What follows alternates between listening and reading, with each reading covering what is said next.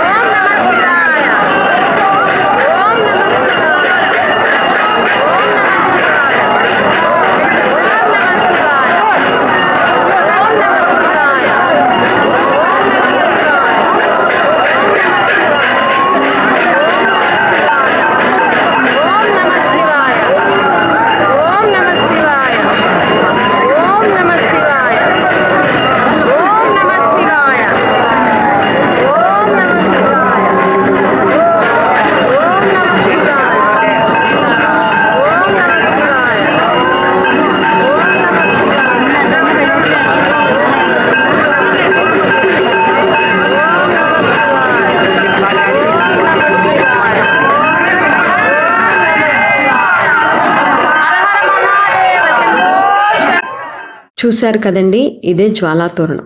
జ్వాలా తోరణం అంటే అటు ఇటు కర్ర కట్టి మధ్యలో గడ్డిని తోరణంలా వేలాడదీస్తారండి. ఆ గడ్డికి ఇంకో కర్ర తీసుకొని దానికి కొంచెం గడ్డి చుట్టి దాంట్లో నెయ్యి పోసి దానికి నిప్పంటించి ఈ గడ్డికి వెలిగిస్తారండి. మంట రాగానే ఉత్సవమూర్తులుగా ఉన్న పార్వతీ పరమేశ్వరుల వారిని ఆ మంట కింద నుంచి 3 సార్లు దాటిస్తారండి. వాళ్ళు దాటిన తర్వాత వాళ్ళతో పాటు మనం కూడా దాటవాలి. ఇలా చేయడం వల్ల మనకి నరకంలో మంటల తోరణం కింద నుంచి వెళ్ళని అవసరం లేదని చెప్పి మన పండితులు చెప్తున్నారు.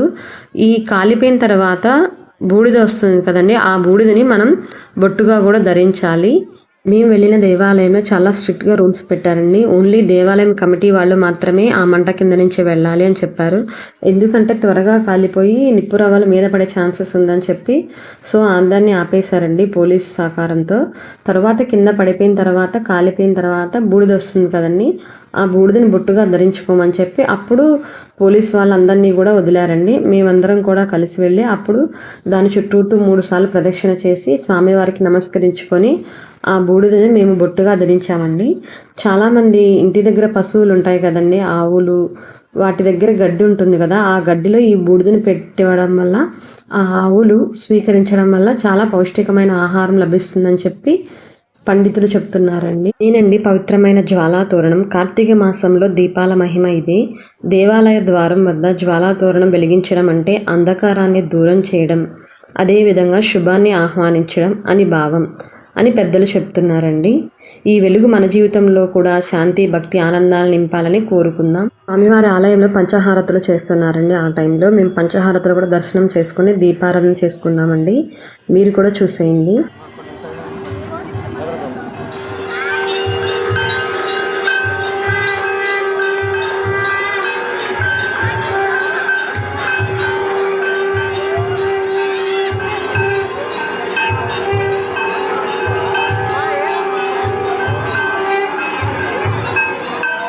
నాదొక చిన్న విన్నపం అండి. అందరూ కూడా పూజ చేసుకునేటప్పుడు చాలామంది కూర్చోవడానికి పేపర్స్ తెచ్చుకుంటారు కదండి, అవి అక్కడే వదిలేసి వెళ్ళిపోతున్నారు. అలా కాకుండా మన పూజ అయిపోయిన తర్వాత మనం తెచ్చిన పేపర్స్ ఏమైనా ఉంటే కనుక అవన్నీ కూడా డస్ట్బిన్లో వేసి వెళ్ళడం బెటర్ అండి. ఎందుకంటే కూడా ఏదైనా అపాయం జరగకుండా ఉంటుంది. పేపర్స్ మనం పూజ అయిపోయింది వెళ్ళిపోతాం, తర్వాత పేపర్స్కి నిప్పు అంటుకునే ఛాన్సెస్ ఉంటుంది కాబట్టి సో మరి కొంతమందికి మీరు కూడా ఈ విషయాన్ని షేర్ చేయాలని మనస్ఫూర్తిగా కోరుకుంటున్నానండి. ఏమైనా తప్పుగా చెప్పుంటే నన్ను క్షమించండి. నారాయణ పరం బ్రహ్మతత్వం నారాయణ పరః నారాయణ పరో ధ్యానం నారాయణ జగత్ సర్వం దృశ్యతే శ్రూయతే వివ అంతర్బహిష్య తత్సర్వం వ్యాప్య నారాయణ స్థితః అనంతమవ్యయం కల్పితం సముద్రయంతం విశ్వశంభువం పద్మఘోష ప్రతీకాశకం హృదయం చాప్యధోముఖం అధో నిష్ట్యావిదస్యాం తేనాభ్యాం ప్రతిష్ఠతి ज्वालमालाकुलं भाति विश्वस्यायतनं महदु परेशि स्वस्ति अथ अदर्पण वेदपारायण परितये निर्वण वेदपारायण अवधारय अग्नि यज्ञं धूतं वृणीमहे होतारं विश्ववेदसौ अस्य यज्ञस्य सुकृतौ स्वस्ति अस्य भगवतो देवदेवस्य अगणदानेकदिव्यावतारस्य आदिमध्यान्तरहितस्य सकलभुवन संरक्षण विचक्षण सृष्टिस्थितिसंहार तिरोधानानुग्रहकारकस्य भगवतो श्री पार्वतीश समेत श्रीरामलिंगेश्वरस्य अवसायंकाल पूजा आस्थान समयामिजकर्मणि उपनिषद भाग्यपारागण మేము ఆ రోజు మార్నింగ్ 365 ఒత్తులు దీపం వెలిగించుకున్న తర్వాత సాయంత్రం జ్వాలాతోరణం చూసి స్వామివారికి దీపారాధన చేసి స్వామివారిని అమ్మవారిని దర్శించుకున్నామండి. చాలా అంటే చాలా కన్నుల విందుగా ఉందండి. ఆ రోజు గుడి అంతా కూడా జనాలతో కిటకిటలాడిపోయిందండి. ఈ కార్తీక పౌర్ణమి నాడు స్వామివారిని చూడటం వల్ల మనకి ఎంతో పుణ్యం జరుగుతుందని మన పెద్దలు చెప్తున్నారండి. అదేవిధంగా కార్తీక పౌర్ణమి రోజున చేసిన పుణ్యం కానీ దానం కానీ 4 రెట్లు ఎక్కువ పుణ్య ఫలితాన్ని ఇస్తుందని చెప్పి మన పెద్దలు చెప్తున్నారు. సో మీరు కూడా ఇటువంటి పూజా పుణ్య కార్యక్రమాలు మరెన్నో కూడా చేసుకోవాలని మనస్ఫూర్తిగా కోరుకుంటున్నానండి.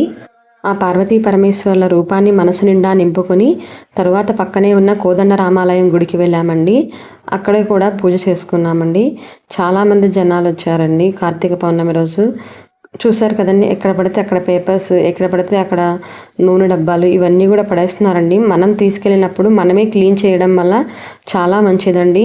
డేంజర్ జరగకుండా ఉంటుంది. అదేవిధంగా మనం దేవాలయం క్లీన్ చేసిన వాళ్ళం కూడా అవుతామండి. ఏమైనా తప్పుగా చెప్పుంటే మన్నించండి.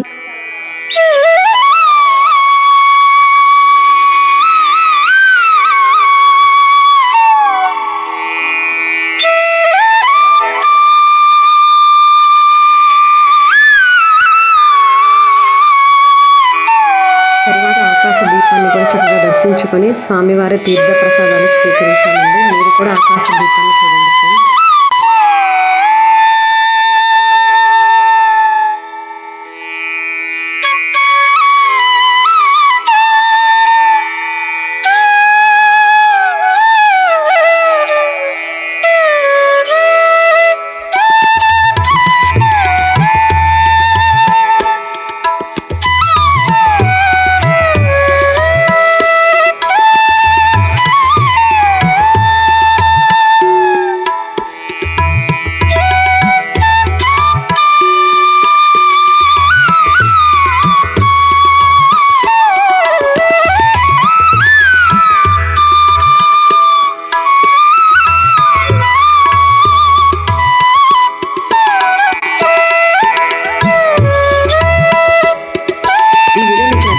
కామెంట్ సెక్షన్లో హర హర మహాదేవ్ అని తప్పకుండా కామెంట్ చేయండి. ఇటువంటి మరిన్ని వీడియోస్ కోసం మా ఛానల్ సబ్స్క్రైబ్ చేసుకోండి.